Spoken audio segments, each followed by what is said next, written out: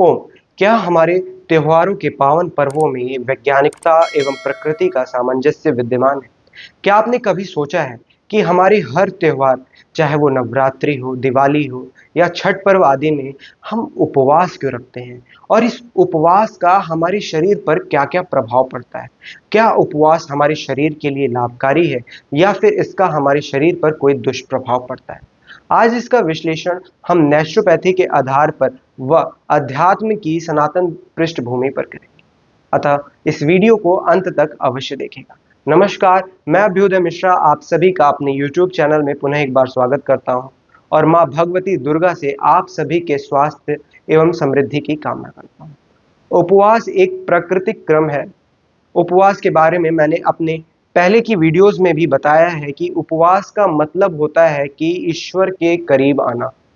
ईश्वर के करीब आना, ईश्वर के समीप आने को ही हम उपवास कहते हैं। उपवास की मदद से हम बहुत सारी बीमारियों को दूर कर सकते हैं।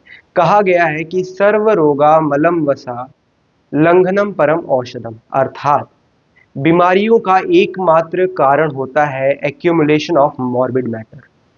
लंघनम परम औषधम का मतलब होता है कि fasting is the best medicine. अतः बहुत सारे ग्रंथों में भी उपवास के बारे में बताया गया है।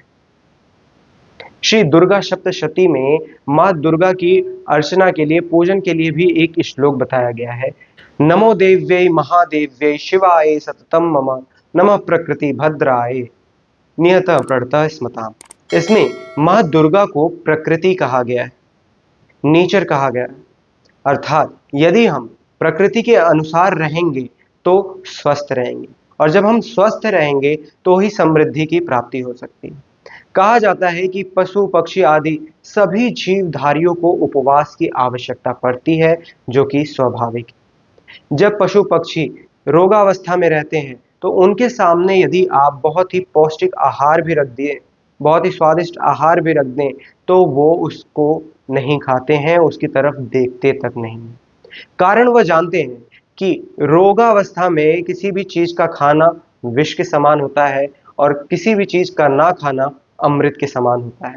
हम जब बीमार पड़ते हैं तो हमारी भी भूख जो होती है वो स्वभावतः बंद हो जाती है, परंतु हम बुद्धिशाली व्यक्ति प्रकृति के आदेश को अनदेखा करते हुए भी रोगावस्था में कुछ न कुछ खाते रहते हैं, जिसके कारण बीमारी को दूर होने में काफी समय लग जाता है। रोग होने पर रोग के कारण मॉर्बिड मैटर, वेस्ट मैटर और टॉक्सिन्स को दूर करने के लिए फास्टिंग एक बहुत ही अच्छा साधन है। फास्टिंग के समय हमारे शरीर की सारी जीवनी शक्ति सिर्फ और सिर्फ रोग को दूर करने के लिए लग जाती हैं और उसे दूर करके ही दम लेती हैं। यहाँ पर एक बात समझना बहुत ही आवश्यक है कि फास्टिंग हमारे शरीर को शक्ति प्रदान करने वाली क्रिया नहीं है, बल्कि फास्टिंग की मदद से हमारी बॉडी में प्रेजेंट टॉक्सिन्स को हम दूर करते हैं, जिससे हमारी शरीर स्वस्थ, निरोगी व शक्तिशाली बनती है।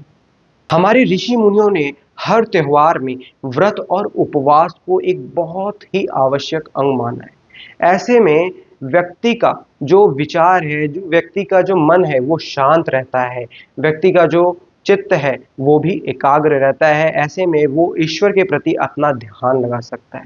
ऐसे में उसके शरीर में जो भी टॉक्सिन्स प्रेजेंट है, जो भी विषैले तत्व प्रेजेंट है, वो बाहर निकल जाते हैं तथा उसके मन से विषैले विचार भी कम हो जाते हैं। हमारे हर पर्व में उपवास स्वयं माँ भगवती दुर्गा को नमः प्राकृते कहकर प्रकृति से जुड़े रहने का आह्वान किया गया है।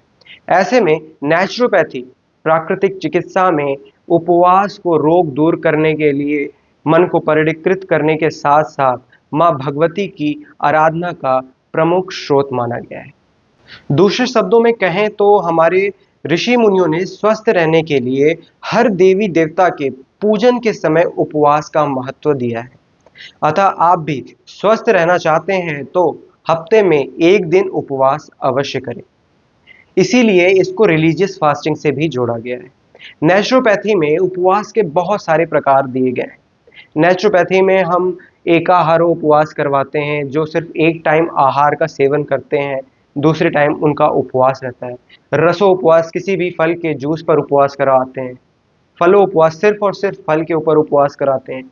दुग्धो उपवास में हम सिर्फ और सिर्फ दूध पर उपवास करवाते हैं। इसके बाद हम पूर्ण उपवास भी करवाते हैं।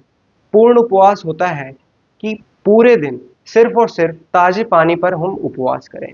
यदि हम नवरात्रि के 9 दिन पूर्ण उपवास करते हैं तो ये हमारे शरीर के लिए बहुत ही लाभकारी होता है। इससे बहुत सारी बीमारियां भी दूर हो जाती हैं। अतः आप भी उपवास करके, फास्टिंग करके अपना एक्सपीरियंस कमेंट बॉक्स में अवश्य शेयर करें। मिलते हैं अपने नेक्स्ट वीडियो में, तब तक के लिए बने रहिए। ओम धन्यवाद।